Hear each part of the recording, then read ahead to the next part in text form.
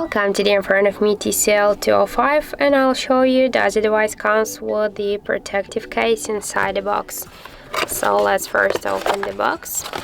Here we can find the charger brick, the USB cable, some paperwork, the headphones, and unfortunately we have not here any headphones, so you should no protective cases.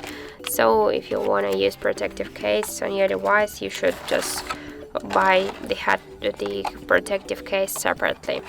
So that's it. Thank you for watching, and if you find this video helpful, don't forget to leave a like, comment and to subscribe our channel.